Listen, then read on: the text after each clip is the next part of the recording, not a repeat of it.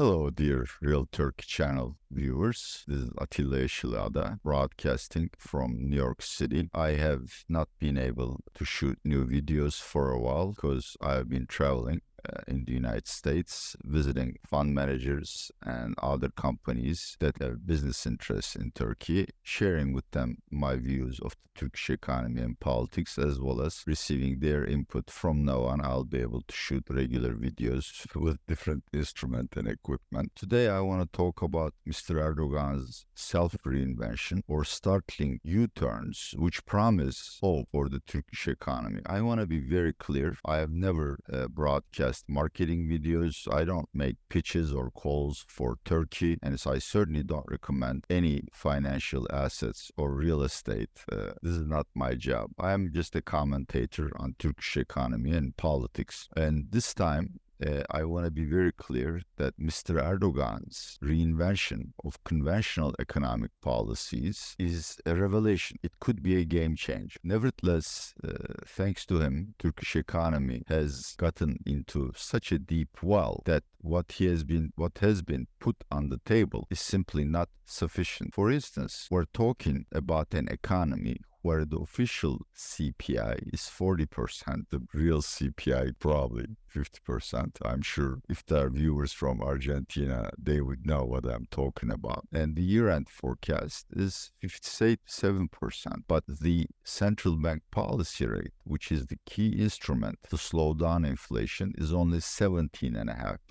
So real rates are still incredibly negative in a country where domestic demand is extremely buoyant. In other words, yes, Mr. Erdogan has finally allowed interest rates to increase, but only at a very modest pace. And certainly what he seems to have instructed the new economy minister, Mehmet Şimşek, and the new central bank governor, Ms. Gaye Erkan, are not sufficient to solve Turkey's inflation problem. So in my view, unless additional measures are taken, which are going to be painful from the viewpoint of Turkish people on the street and for Mr. Erdogan's electoral popularity, these measures are not going to be sufficient to stop the deterioration in Turkish economic conditions. I want to make this clear from the beginning of the video because throughout this video I'm going to speak largely about positive developments, and this is motivated not because I'm extremely bullish on Turkish economy, but being a 20-year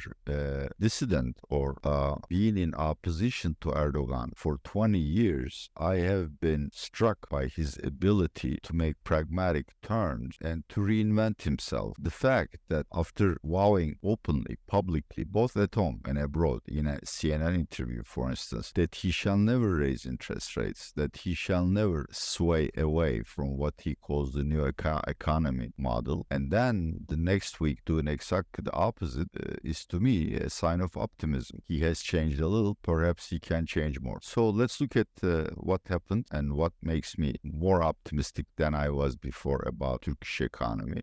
Clearly Mehmet Şimşek and Gaye Erkan, but also Turkey's new vice president, Mr. Cevdet Yılmaz, is a very experienced economics manager. He is probably the only guy in AKP ranks who believe conventional economic policy are the remedy for Turkey's problems rather than inventing new policy by the seat of the pants. But it wasn't just that. As I've said, as modest as they may be, interest rates have been allowed to increase. Then Mr. Mehmet Şimşek engineered tax hikes which are excruciating for the Turkish public. My estimates are rough, but I think within a year, additional taxes equivalent to 3%, maybe to even 4% of GDP will be collected from the nation. Now, such tax hikes are inflationary in the first instance, but over time, they reduce economic growth simply because people have less money to spend, and thereby also help disinflation. Now remember, Mr. Erdogan's electoral travails are not over. In as much as the opposition is in disarray, there are local elections in March 2024. For Mr. Erdogan, capturing Turkey's urban centers such as Istanbul, Ankara, Adana, Antalya, Mersin, Bursa is of critical importance. That's because this is how you distribute benefits to your cronies and voters through the patronage networks. Currently, Currently, these cities, with the exception of Bursa, are in the hands of main opposition party mayors CHP. So, assuming there will be a competitive election, Mr. Erdogan's tax hikes, which are unpopular everywhere, not only in Turkey, are startling. Also, Mehmet Şimşek delivered on his promise of liberalizing the currency market. Turkish lira has been allowed. The value of Turkish lira is now more or less determined by market forces, and it's depreciating. And central bank doesn't do much about it. Now, compare this with the situation before the elections, where the dollar TL exchange rate was implicitly fixed at around 20. So, 20 Turkish liras to a dollar. And to defend that peg, central bank reserves were being wasted every day. Since the intervention stopped, Turkish lira depreciated, which actually is good for Turkish economy. But central bank reserves rose by something like $12 billion, which is a good start. Finally, Turkey had what we call implicit capital controls or financial repression over the last year, which means banks' ability to transact was severely limited, in particular in currencies, but also in Turkish bonds. They weren't allowed to issue credit at market interest rates. Individuals, corporations couldn't access their FX deposits. I'm sorry, let me correct this. Corporations couldn't access their FX deposits, and individuals had difficulties sending money abroad, even though it's completely legal for me or any other Turkish citizen to send any kind of money abroad, be it $10,000 or $10 million. Now we are seeing these restrictions being unwound slowly. Finally, Mr. Erdogan's reinvention is not limited to economic policy. He has also mended the relationship with Arab countries, about which I shall say more, and Mr. Biden, and he has made overtures to EU to restart accession talks, Turkey's membership to EU. Obviously, that's not practical, but remember, this is the guy who a couple of years ago called all Europeans Nazis, which I hope I'm not flagged for this, but it was an extremely bad, infuriating insult to Europeans. So there seems to be something broader than economic policy that's changing in Erdogan's mind.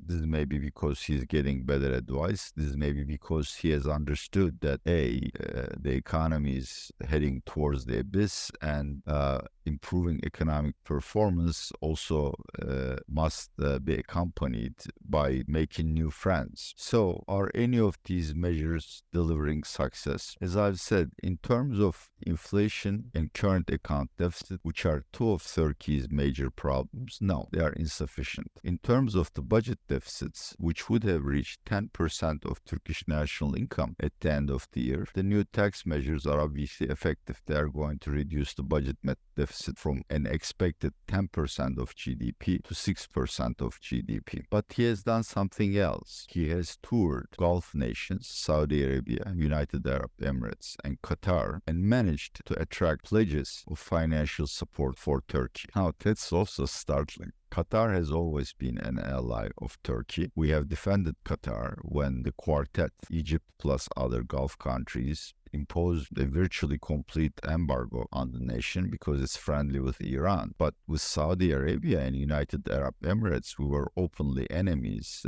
Saudi Arabia had ordered the murder of a famous journalist, a very tragic event, Mr. Adnan Khashoggi. Erdogan dropped that case. United Arab Emirates went as far as bombing a Turkish convoy in Libya. Now, starting from that point and coming to a point where United Arab Emirates and possibly Saudi Arabia are financially supporting Turkey just shows Erdogan's flexibility. Anyhow, going back to the Gulf visit, he came back with promises of $50 billion of new trade deals and investments from the United Arab Emirates. Now, anyone who knows about diplomacy knows that such treaties are always signed and never implemented. But through one of the sovereign wealth funds, United Arab Emirates promised to invest $8 billion in terms of purchasing bonds to Turkey for earthquake recovery, and promised a loan of $3.5 billion to Turkish Exim Bank, which, supports Turkish exporters. There will be more coming. I'm fairly sure about that because Qatar has been very quiet, and I expect them to make another financial contribution to central bank. Saudi Arabia also awarded Turkey by buying an undisclosed number of of unarmed drones for the Saudi military forces. The value of the contract has not been disclosed, but it has been called the biggest defense export of Turkish history. Moreover, the business people who have toured these three nations with Erdogan swear that they have been promised stakes in upcoming tenders. As you know, Saudi Arabian Crown Prince Mr. Mohammed bin Salman has this $3.3 trillion renovation or reinvention investment, NEOM, the modern postmodern city, and Turkish contractors have been getting tenders across the world the last 40 years. They're very able, they're cheap, efficient, and reliable. And if they can get some subcontracts in this $3.3 trillion bonanza, wow, that's going to change Turkey's fortunes. It is to be hoped, I think that's Mehmet Şimşek's game plan, that this seed money or pump primer from Arab countries would induce or seduce Western fund managers to invest into Turkey through financial instruments, which would mean more dollars coming into the country, central bank's reserves swelling, and the depreciation of the Turkish lira ending, all of which have not important but secondary positive impacts on inflation. So at the end, give credit where credit is due.